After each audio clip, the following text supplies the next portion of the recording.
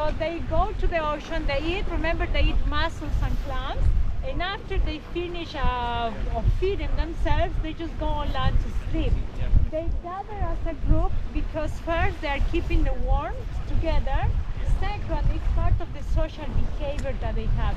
The walruses, they really love to sleep one over the other. And also it is a protection system, so in that way the group stays together, and if an attack of a polar bear is coming, they can be protected. Now we're going to start to see here, the walruses, they have this long tusk. So female walruses, the length of the tusk can be only up to 60 centimeters, 60. If you have an individual with larger tusk, that means it's a male. The male can reach 1 meter of large on the tusk. Now, in this group, if you see with the binoculars, mostly we have males because the tusks are large. And most of them, they have a kind of a slim tusk. When they reach the meter, instead of continue growing on the large, they are just gonna get thicker and thicker and thicker. And actually, the individual male that has been recorded with a heavy tusk, it was a 5 kilo weight. So we are talking about tusk of 5 kilos in each side. That can be the maximum that they reach. And the tusk, after all, is ivory.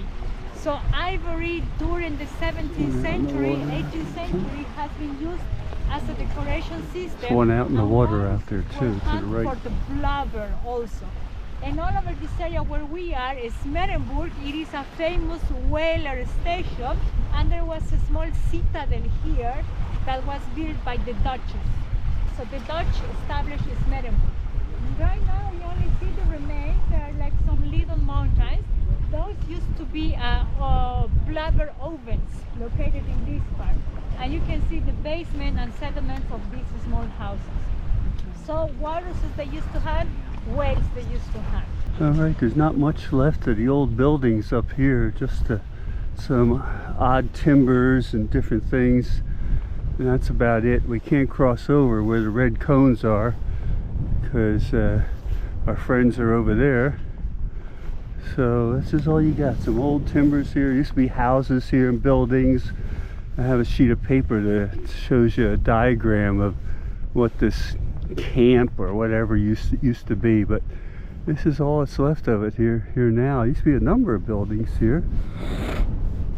And yeah, and we got the ship is out there, and we made a little water landing up here.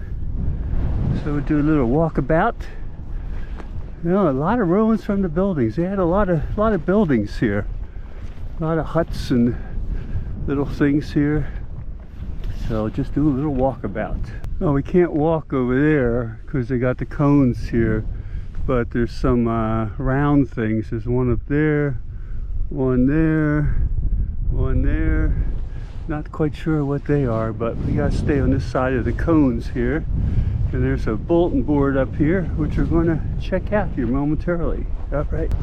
Well, here's a little plaque up here. It's written in Norwegian. I can translate that later. But here's English now at the bottom. Dutch whaling station that was in use 1614 to 1655. Had about 15 buildings and 200 inhabitants. Parts of the station were excavated in 1979 to 81. The map shows blubber cookeries and buildings.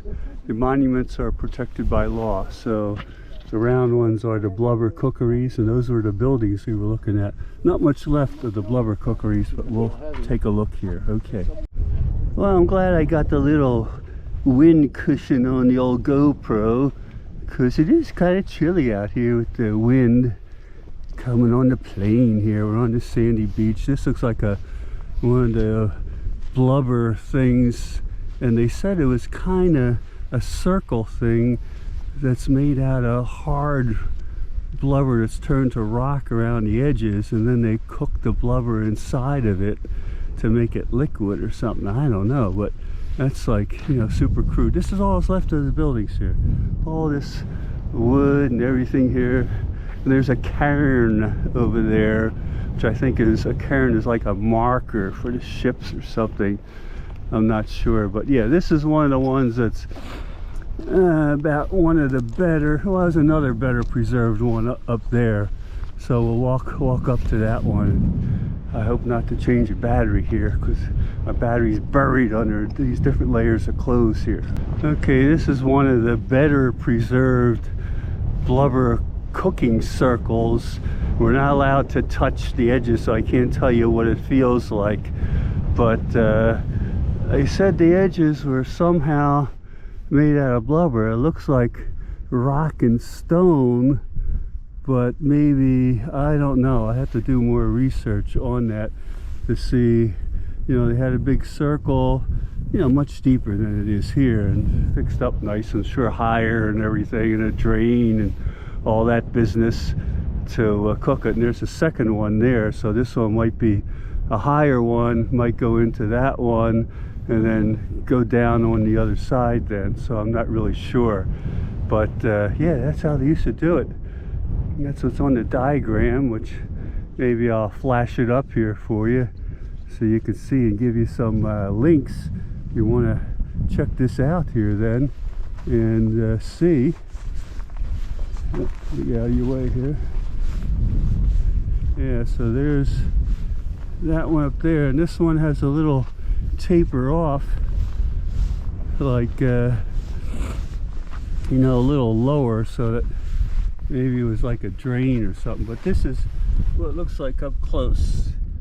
Yeah, it looks like rock, but they said that's like hardened blubber or something. I don't know how you can harden blubber. Maybe what was left over from the rendering of the oil, the hard pieces, and they built up a wall or something here. Not really sure. Somewhat of a mystery. I gotta solve that for my viewers here. All right, let's move on here.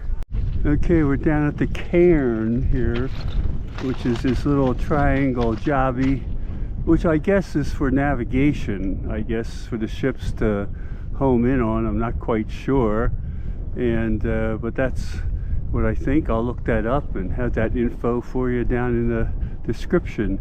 And this is still the remnants of the old huts and the whaling area and whatever, but we're up here close to the North Pole, around 80 degrees north latitude in Svalbard, and we thought it was going to rain this afternoon, but it's still nice and sunny out here. And yeah, yours truly's here. Kid is bundled up here because it's got my gloves on too here, because it's a little chilly here. I better turn around in the sun. And there you go, there you go. Still got the goggles on because it's windy out here.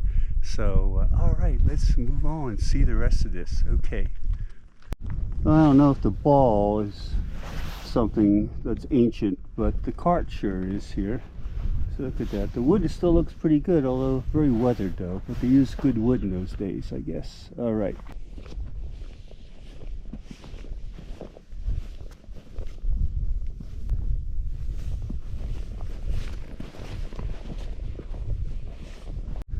Well, as I look from the cairn there, you look around the landscape, I don't know what's out there. We have some of our people out there watching for polar bears and stuff out in the distance, so they're part of the crew. But think of living up here. You have the settlement, and the whale boats bring in the whale in the boat. There's Shadow Man. Shadow Man makes his appearance up in the north. The Northern Shadow Man. Okay, there he is. Good go. All right, and it comes back here, and this was your settlement. They had to bring all this stuff in wood and make these little huts, and they make you bathrooms here, and melt down all your blubber out in the middle of this little spit right here. And you know, those are hardy people back then. Hardy people needed to make a buck, and whale oil and whale meat and everything was good business. And you got a big whale, that was a lot of stuff in there too. So I guess it was all well worth it back then. Times were different. Okay, well, just think of yourself back then. And I'm up here in summertime where it's a little bit warmer and it's chilly and windy here and cold. But how would you like to be here in the wintertime when this is snow and everything, and the whale boats coming in. You gotta lug that whale off the ship, or the chunks of it or whatever, get it up here. Somehow they got a fire going. I don't know, these things must have been pretty deep then. And there's no wood or anything around here other than the wood that they brought for the houses. And I know the blubber will burn, so maybe they lit it on fire. I don't know, it's still a mystery there. Gotta find that out, do some research on that when I get home here, because I find it fascinating and interesting here as to how they used to do it. I'll ask up here, let's see. Okay, a little correction. A lot of this wood that is coming here is driftwood, so a lot of this wasn't here.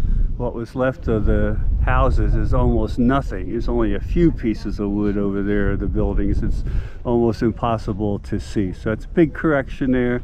Most of this stuff is driftwood, that because we're on this little spit here of the shore, and you know, when the wind and storms come, things blow in here, and then the water goes back down, so all the driftwood is here. So if you're stranded here, you could have, you know, a nice bonfire or something with all the driftwood. Oh, there's the cairn way down there, and see all the stuff that's washed up on shore here. A lot of miscellaneous debris, seaweed, whatnot here.